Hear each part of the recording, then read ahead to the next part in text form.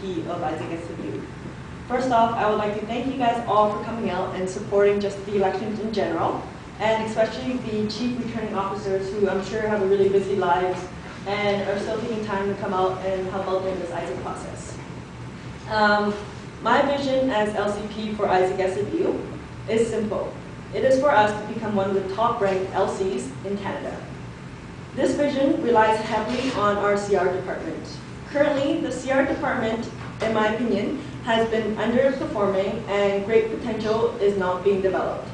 I plan to work closely with the VPCR and actually attend every CR meeting. So I will be attending their weekly meetings every week. Together, we will train the members to make sure that they understand all the aspects of CR and show them the potential that I see in them already. Of course, I understand that all portfolios are important in AIESEC, and it's not just about CR. This is why I also plan to attend at least 1 to 3 weekly meetings of other portfolios, and this includes CR. During my time as co-LCP, I found that I had no idea what was going on in other portfolios, other than their updates from the weekly EB meetings, but that just wasn't enough. The point of attending these meetings is to have a more active role as LCP as opposed to being reactive. So reactive means a problem happens and I have to try to solve it. Being active means is that I find a problem and I solve it before there actually is a problem. So that is one of my main goals of being an LCP.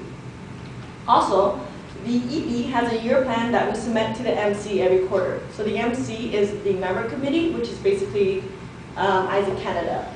I plan to revisit this year plan every month.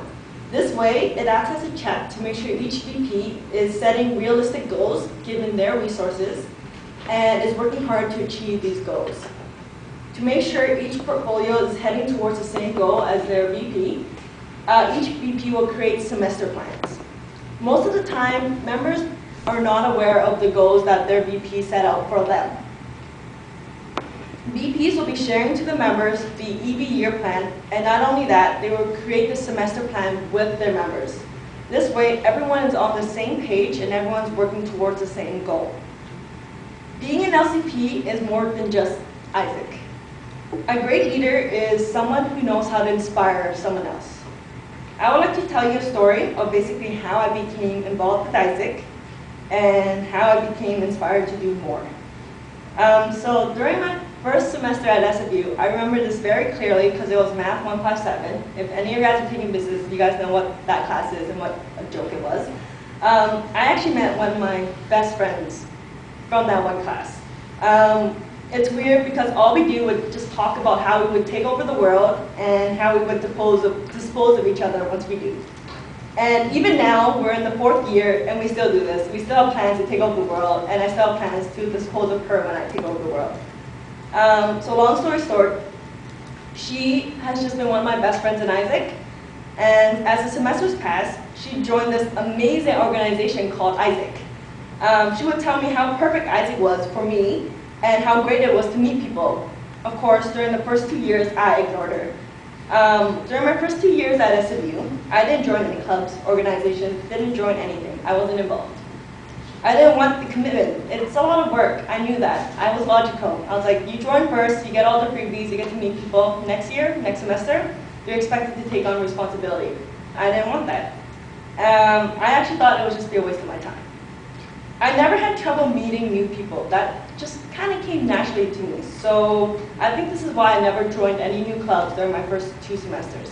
Because a lot of newbies who join the clubs, their main goal is to meet people. But I was already meeting people, so I was like, what's the point of joining this club? This person eventually became VP of Talent Management, and it was around this time where I started becoming interested in AIESEC. Her and my personalities were actually they were pretty identical. We were both outgoing, loud, and obnoxious. I started to see her take her personality and everything she knew and apply it to something useful, which was AIESEC. While I just kind of stayed loud and obnoxious and did nothing with my university life as she did something with hers.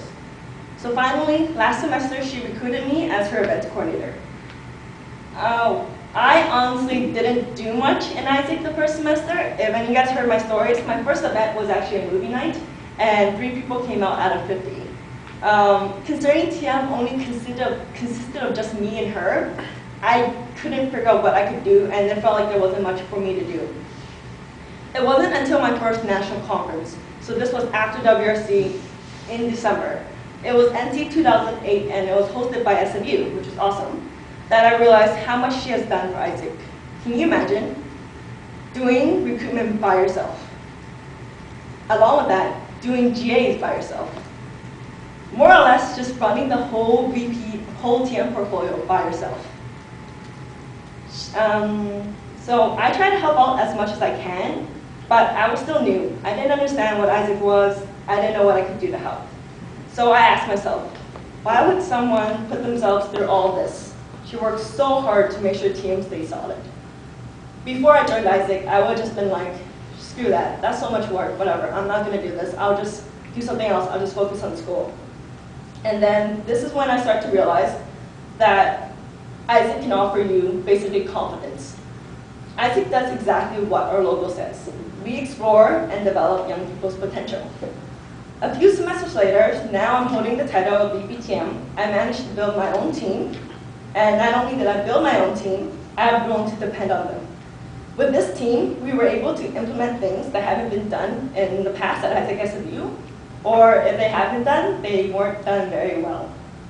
So with my team and the past VPTM, they're basically my inspiration in AIESEC.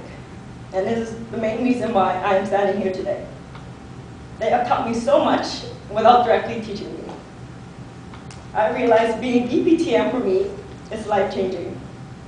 I did things that I never thought I could do. Now it is my turn. I want to be that inspiration that my team and the past VPTM was to me. So before I end my speech, I just want to share you my personal AIESEC goals.